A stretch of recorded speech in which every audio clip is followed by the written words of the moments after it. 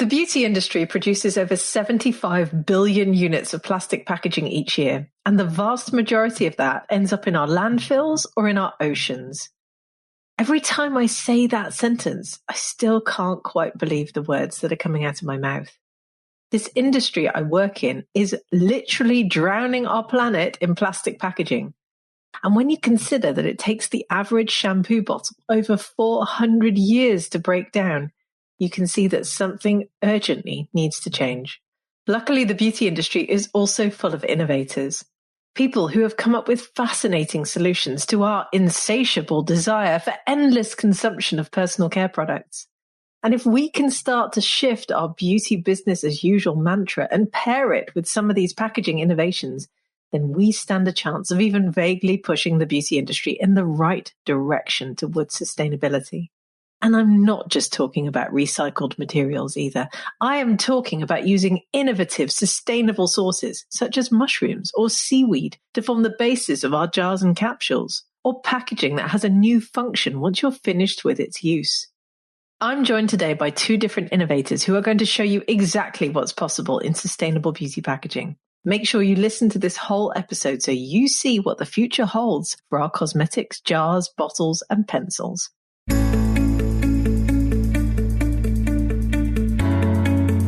Welcome to Green Beauty Conversations, the podcast that challenges you to think about how you buy, use, make, and sell your natural beauty formulations. We tackle topics that will make you think and encourage debate about green beauty with your friends, followers, or customers.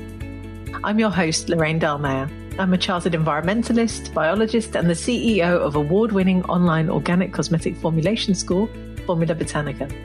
We have thousands and thousands of students in over 175 countries around the world who study with us to become organic beauty formulators and entrepreneurs. Visit our website at formulabotanica.com to try our free online formulation course.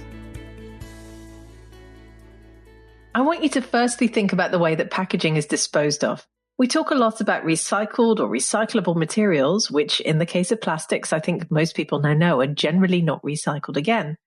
But what about giving your packaging new life after you're done with it? Well, my first guest on today's episode is Michael Stausholm, founder of Sprout World, the company behind the first makeup pencil in the world that can be planted and grown into wildflowers. Yes, you heard that right. Instead of throwing your eyeliner into the trash when you're finished, Michael and his team have developed an eyeliner that can be planted after use to grow into beautiful bee-friendly wildflowers. Welcome to the podcast, Michael. It's great to have you here. Thank you for having me. Looking forward. So let's start at the beginning. How did you come up with the idea for turning an eyeliner into a wildflower? Sprout, my company, has the patent for writing instruments you can plant. We are mostly known for our graphite color pencils that we sell to companies and private persons all over the world. And some years ago, we were sitting down doing a brainstorm. How can we further develop on the patent for writing instruments you can plant? And someone in the company came up with the idea of why can't we make an eyeliner you can plant, or a brow liner, or a lip liner you can plant. I thought it was a terrible idea, because how big is that market really, and how many are used? But it turned out I was wrong. It's a huge market. Billions of pieces of eyeliners and brow liners are sold and produced every year. So we decided to dive right into it, and that's how it all started. So how does the Sprout World eyeliner work? Can you please walk me through how the eye pencil is constructed and what materials go into it? We spent several years developing the actual eyeliner and brow liner, because we wanted it to be 100% natural. We wanted it to be a vegan formula. We wanted the materials to be from Europe. We wanted to produce, as we do with our normal pencils, in Europe. So it was a very long process. In the end, we have developed an all-natural formula, which is not only vegan and not tested on animals, of course. You're not allowed to do that in Europe, fortunately. But it's also allergy certified, which is a long process. Amazingly, very few liners or makeup that you put in your face is allergy certified. And that to me makes no sense. It's something you put in your face. Why shouldn't you want to develop that into something that is allergy friendly? All our liners are certified as allergy friendly, which to me is very, very important. And then, of course, what is special about our eyeliners beside that is the fact that once you're done using it and you have the stop left of the eyeliner, you normally throw it out. With a sprout eyeliner, you can simply plant the stop and you can grow beautiful wildflowers. And it works because at the end of the eyeliner is a small seed capsule which contains the seeds. The seed capsule is made from cellulose. It's plant-based. All the seeds are, of course, non-GMO, and they are all sourced from Europe. So once you're done with your eyeliner, you simply plant it. First time you water it, the capsule will dissolve in the pot. And then you just have to take care of it like any other flower. Lots of natural light, water, and of course, love. And then in a few months, you will have beautiful wildflowers. I love it. So what sort of seeds have you actually got in the cellulose cap at the end of the pencil? In our eyeliners, we have a mixture of wildflowers. We have decided that makes most sense. You give back to nature by growing wildflowers. You do it in a pot first, and then you put it out in your garden or wherever. But for our normal graphite and color pencils, we have all kinds of seeds like basil, thyme. We have cherry tomatoes. We have wildflowers and forget-me-not. That's so cool. And I know that when you showed me previously, the pencil actually has the name of the plant on it as well, doesn't it? So that you can put the stick in the ground, like the pencil is like your marker for your vegetable patch, I suppose. Exactly. The stop next to the capsule has the name of the seed. So you use it exactly as a plant marker, and you'll always know what kind of flower you are growing. And do you have the same seeds in every single territory around the world where you sell? Some seeds are in Europe only. Some seeds are in the US only, because seed is a very stringent business. You cannot use seeds that are not native to a certain region because it will be invasive and probably do damage. So in Europe, we use only European seeds, European production and sales. And in North America, we have production in Minnesota. We only use North American seeds that are non-invasive to the countries. But how is the Sprout World eyeliner then different to a mainstream beauty eyeliner? First of all, it's funny to say, but it's all natural. And that's very important because you actually plant it in the ground. So it's made from wood, FSC certified wood, the liner, of course. And that the formula is allergy friendly and natural. But most importantly, it's the seed capsule that makes it special, because our mission is actually to inspire other people to think about how you not only use products, but also how you get rid of products after you're done with them. It's very, very important for us to make you think about how can we give products a second life. And that's what we do with our liners. You literally give them new life by planting them. Yes, and that is, of course, what today's podcast is all about. And I absolutely love what you're doing. So what's been the uptake of your plantable eyeliner so far? It's the reception from the consumers, from the media. Everyone has been tremendous. The Times in the UK put it on as one of the most sustainable eyeliners available. Others has called it the future of sustainable makeup, because our eyeliners are, of course, for you as a person. You buy it for yourself to use, but it's also a gift item. And so especially during the holiday season, we have seen a lot of sales of gift boxes because it tells a lot about you as a giver, that what you give to someone is actually well thought of. It's sustainable. It's natural. It's something that should make you feel very good to give away as well, not only to use for yourself. So I've got to ask this question then. Have you personally planted a whole garden full of pencils? Trust me, when I founded Sprout 8 years ago, I had no clue how to plant things. I had tried during my life, but I always killed the plants. So I did that in the beginning also. And then what happened was that, of course, eventually I started to learn how to take care of plants. And what happens now is that whenever we have new seeds or new pencils, I'm the one who gets to test them first by planting them. And the saying by the people here is that if I can make it grow, anyone can make it grow. I love it. So what, in your opinion, then, is the future for sustainable beauty packaging? Do you think The future holds a lot of plantable eyeliners or makeup pencils for the beauty industry. I think so. I definitely think that, and of course, we have cornered the market because we have a patent for this. So I definitely think there's a big market for the eco-conscious consumer to use sprout liners that you can plant after use, instead of just using metallic eyeliners or eyeliners with not so natural formula. I think focus on that is only going to increase in the years to come. Do you plan to have more conversations with some of the big players as well around this, perhaps? We are already in dialogue with basically all the big players, both retailers and brands. It's very important for us that this is a Sprout brand. We are never going to do this on a private label basis or anything. But of course, we are very open to collaborations with other beauty brands or with beauty retailers. Well, I can't wait to see what you do with it, Michael. It is an incredibly exciting invention, and I know it will go very far, and I wish you all the very best. So thank you for joining me today. What's the best place for people to learn more about Sprout World and your Sprout liners? Thank you, Lorraine. The best place is on our website, sproutworld.com, where you can get all the information, where you can also purchase the eyeliners and brow liners. Excellent. Well, thank you. We'll include all of the links with the show notes as well. It's been great chatting to you today. Thank you for coming on the podcast. You're welcome. Thank you. So I'm sure you'll agree with me that Sprout World have come up with a highly innovative way of disposing of your packaging after you're finished with it. I should add that their product line extends beyond eyeliners too, and they've sold over 40 million plantable pencils, including writing implements, in 80 countries around the world. So following on from plantable packaging, the next type of packaging I want us to think about is compostable packaging. After all, as we discussed a while back in our episode on biodegradable beauty, most packaging doesn't actually break down in the environment unless it's treated with chemicals or placed in energy-intensive industrial composting facilities.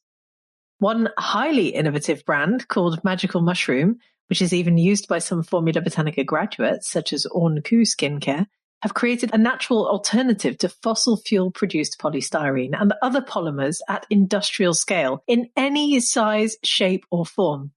And theirs naturally breaks down in the ground. I'm joined by Natasha Walker, Business Development Manager at Magical Mushroom, who's going to walk us through exactly how you turn a mushroom into a beauty container. Welcome to the podcast, Natasha. It's great to see you today. Hi, thank you so much. It's lovely to be here too, and I'm really excited to explain all about what we get up to. Well, I can't wait to hear it. So let's start at the beginning. So I've obviously been reading your website, and the Magical Mushroom website talks about solving our problems in the 21st century by looking to nature. In other words, by using biomimicry. So how did the company come up with this whole concept of mycelium-based packaging? Well, it all started in the US with a company called Ecovative, who are pioneers of products made from mycelium. Gavin McIntyre and Evan Bayer are the co-founders of this incredible technology. And as you said, it uses nature's way of recycling to produce amazing alternatives to packaging. So our CEO, Paul Gilligan, basically took this idea and started the Magical Mushroom Company. He started this in Europe and the UK and now has is the exclusive licensee, patent holder of this technology in this region. And it's all sort of gone from there at the Magical Mushroom Company. Very exciting. So let's talk a bit about what the packaging actually is so that our listeners can start to visualize it a bit. How is it made and which materials form the foundation for the packaging itself and where do you source them? Yeah, so as we said, we've kind of gone back to nature. So we basically use mushroom, the technology and science of mushrooms. So we take mycelium, which is the vegetative tissue, so like the root of the mushroom, which starts to grow under the right ambient conditions and the right environment. So we kind of create a sort of cake mixture. So we use the mycelium, the chitin, which is the other magical part of the mushroom, which is nature's glue, which naturally is water resistant and flame resistant. And then we sort of create, as I said before, a cake mix. We use a substrate and combine it all together. There are over 500 different types of substrates, but we prefer to use hemp, and we find that hemp produces the best finish. So we essentially use all those ingredients, put them together, and then under the right circumstances for growing, so as I said, temperature and humidity, etc., our product is created. And I will explain that further later. Amazing. Well, I have to say, one of our Formula Botanica graduates is actually using your packaging as well. So I have been sent some as well. And I have to say, it is incredible. Yeah, I'm always excited to see new packaging like this. It's quite hard to describe until it's in your hand, but it's amazing, really. Yeah. Absolutely. Well, building on what you were just talking about then, this cake mix, your website says that you can grow the packaging to order in just 7 days, which I have to say sounds incredibly futuristic. So can you walk us through the creation process? Yeah, sure. So the creation process sort of starts with the product. So we basically have a design. We work with our designers to create CAD drawings for basically a mold. So imagine going back to the cake mixture analogy, we use a mold. Then according to what I just explained about all the substrate, the mycelium, the chitin, we fill the mold with that mixture. So once the tray of that mold is filled, we leave it for 4 days to grow. So in basically like an oven tray situation. So we leave that mixture in the right temperatures and it starts to grow. So we then have to, after 4 days, it's grown and we pop them out of the tray. We literally call it popping. It's a really cool term and it's quite fun for the people to do in the factory because you literally pop them out of the tray. We then leave it for 2 days on a rack to overgrow. And that sort of is the time when we were talking about that unusual feel where basically the mushroom packaging starts to get a sort of velvety finish, which is absolutely lovely. And it kind of gives it a really soft, sort of smooth edge on it. So after that 2-day grow, we put it into a kiln, and that kiln process basically makes it completely inert. So it's completely dead, for want of a better word, but that means that it keeps exactly the right size and shape, and it doesn't have anything living in it anymore, which is obviously essential for beauty packaging or any other fundamental packaging, because we don't want any further growth. Basically, that's the process. It's almost like an oven sort of situation. That's absolutely amazing. So I suppose in theory, you could grow absolutely any shape and size of anything, really, couldn't you? Yeah, absolutely. So we are so lucky with this product because almost limitless. Like there's so many amazing things in artwork, in visual merchandising, in packaging, in clothing. We're on a roll and it's really exciting. That is very exciting. And I have to say, I mean, obviously our listeners can't see it, but the packaging that I was sent by one of our graduates, Orn Koo in the UK, has actually had their logo molded into the top. I absolutely love working on that one. That was brilliant. It's a beautiful design. Yeah, very exciting. Well, following on from what you said, I mean, you said it's practically limitless. I was going to ask you, are there any limitations to working with mycelium-based packaging? Yeah, so I mean, as I said, that's the exciting part of it, that we also don't know where our limits lie. It's so new. There are a few technical things to think about when you start the packaging. So, for example, we have a minimum wall thickness of 10 mm, and that's just because of the structure. And the other thing to consider is, as I talked about that popping phase, we generally have to leave a bit of a draft angle. So the lines of the product have to have a slight draft angle so that when you actually push the product out of the tray, it falls out easily. But quite excitingly, like your imagination is the limit, really. And we are so open to trying different things. That is very, very exciting to hear. And I mean, obviously, there's amazing possibilities there. What sort of uptake have you seen for this packaging in the beauty industry so far? So that's kind of my area of business, and there's just been a huge trajectory. It's so dramatic that we've opened 3 factories now. We've got one in Isha in Nottingham and one in Bulgaria. It's kind of, we've scaled up really quickly and people have been really excited. And I think we can produce we have the capacity to produce around 4 million parts per year, which is super. So we are dealing with the demand. Yeah.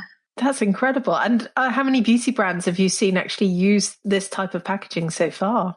My client list is really large at the moment. So let's just say that I'm struggling with it all. There's a lot of them coming in, lots of inquiries flooding in. Oh, that's really exciting to hear. What, in your opinion, is the future for sustainable beauty packaging? Yeah, well, I think this is a really strong alternative to packaging. Fundamentally, we want to change and eradicate polystyrene. And I think government, the world, just everybody that has any care of the environment wants to change. So we provide a real solution that works, that protects the product. A lot of people are using glass at the moment, and, that really works. And also it's got a really nice element to it of, it's a beautiful product. It's fun, it's interesting, and the clients seem to love it. So I think this is the future. Absolutely. Well, thank you so much for joining me today. It's been really exciting learning more about what Magical Mushroom does and hearing about this incredible process that you have in terms of growing your packaging. If people listening want to learn more about Magical Mushroom, where can they find you?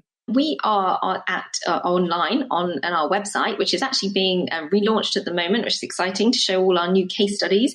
And that's www.magicalmushroom.com. We also spend a lot of time on our Instagram, so you can see all the upcoming projects, and we do lots of case studies on that. And obviously it's really good marketing for people and their products. And that is, you can find us at Magical Mushroom, so MSHROOM, so without the U, so on Instagram. So yeah, please give us a follow and see what we've been up to. Will do, and we will include all of those links in the show notes. Thank you so much for coming on the podcast today, Natasha. It's been really great talking to you. Yeah, no, it's been fun. Thanks for your interest, and hopefully you'll be buying more mycelium and mushroom packaging. I hope so too. Thanks.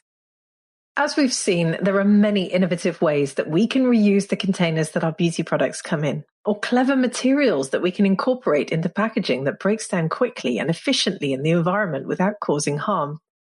It goes without saying that the whole world of beauty packaging needs to change in the coming decade, as we simply cannot go on the way we currently are.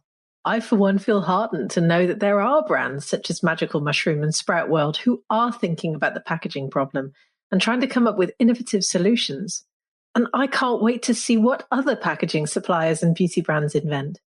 I hope you enjoyed this episode, and I hope it's made you look at beauty packaging in a slightly different way. I would love to hear what you think about the whole topic.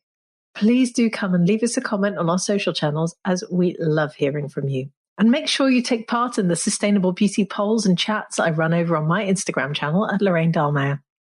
Thank you for joining Michael, Natasha, and I for this latest episode of Green Beauty Conversations.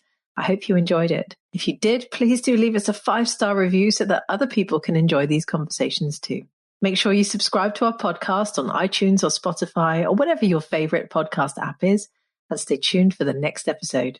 Follow Formula Botanica at Formula Botanica on Facebook, Instagram, Twitter, YouTube, or LinkedIn. Visit our website at formulabotanica.com and sign up for our free online formulation course today.